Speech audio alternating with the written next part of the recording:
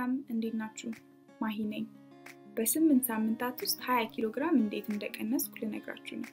ይሄ ክፍል 1 ነው። የሚቀጥሉት ክፍሎች እንዳያመልጣችሁ ሰብስክራይብ ያድርጉ፣ ደወሉንም ይጫኑ።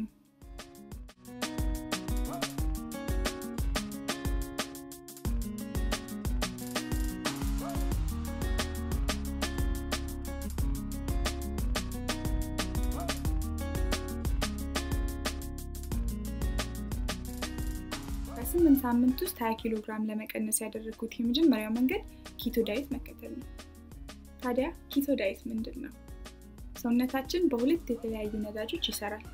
አንደኛው ነዳጅ በካርቦሃይድሬት ውስጥ የሚገኝ ስኳር ነው።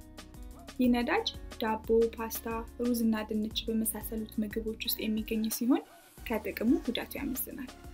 ሌላኛው ነዳጅ ስብ ነው። እንደነ እንቁላል፣ ስጋ፣ አቮካዶ፣ ጎመን፣ አደንጓሬ፣ ቂቤ፣ የወይራ ዘይት ባሉ እውነተኛ ምግቦች ውስጥ የሚገኝ ስብ ማለት ነው። የኪቶ ዳይት ዋነኛ መገለጫው በጣም ዝቅተኛ የካርቦሃይድሬት ስኳር መጠን ማካተቱና እንደነ እንቁላል፣ ስጋ፣ አቮካዶ፣ ቂቤ እና የወይራ ዘይት ባሉ እውነተኛ ምግቦች ውስጥ የሚገኘውን ስብ እንደ ነዳጅ መጠቀሙ ነው። ስለዚህ ሰውነታችን ስብን ወደ ጉልበት በመቀየር ያከማቸውን ትርፍ ስብ ወይም ውፍረት ያቃጥላል ማለት ነው። አእምሯችን ራሱ በስብ ነዳጅ ኃይል ጉልበት ማግኘት ይችላል። ኪቶ ዳይት በዚህ መንገድ ይሰራል።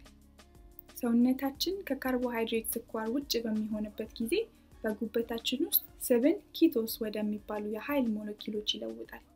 እነዚህ ሞለኪውሎች የስብን ክምችት ወደ ኃይል በመቀየር ውፍረት እንድንቀንስ ይረዱናል ማለት ነው። እናም ከዚህ የሚመጣው የአመጋገብ ልምድ ኪቶጀኒክ ይባላል። ለዚህም ነው ኪቶ ዳይት ተብሎ የሚጠራው። ኪቶ ሰውነታችንን ስብ የሚያቃጥል ማሽን ከማድረግ አልፎ ያለ ረሃብ ክብደትን ለመቀነስ ፍጹም መፍትሄ ነው። እንዲሁም ብዙ ኃይል እንዲኖረንና የምንተኛበትን ጊዜ ጨምሮ 24 ሰዓት ያለምንም ስፖርት ስብን ማቃጠል እንድንችል ይረዳናል። መሰረታዊ ሀሳቡ ቀላል ነው። ስኳር ያለባቸውን ምግቦች፣ የተቀነባበሩ ምግቦች፣ ዳቦ፣ ፓስታ፣ ሩዝ የመሳሰሉትን ካርቦሃይድሬቶችን ማስወገድ።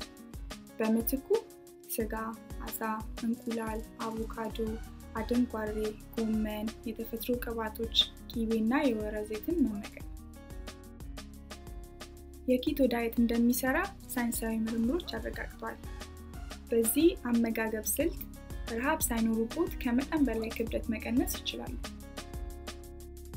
አጠቃላይ የጤና ጉዳዮችንም ወይም በሽታዎችን ማሻሻል ይችላሉ። ከሁሉም በላይ የኪቶ አመጋገብ የአኗኗር ዘይቤ ነው። ለኃይል፣ ለረጅም ጊዜ ጤና ጥሩ ነው። የአካል ብቃት እንቅስቃሴ ከተጨመረበት ደግሞ ይበልጡን ውፍረትን ያጠፋል። በ8 ሳምንት ውስጥ 20 ኪሎ ግራም ለማጣት ያደረኩት የመጀመሪያ መንገድ ይሄ ነው። ኪቶን በጀመርኩ በ3ኛው ሳምንት ሌላ ቦርጭ ማጥፊያ መንገድ ተማርኩ። ይሄንን መንገድ የማወራው በሚቀጥለው ቪዲዮ ነው። ስለዚህ እንዳያመልጣችሁ ሰብስክራይብ፣ ላይክ፣ ደወሉንም በመጫን ይከታተሉ።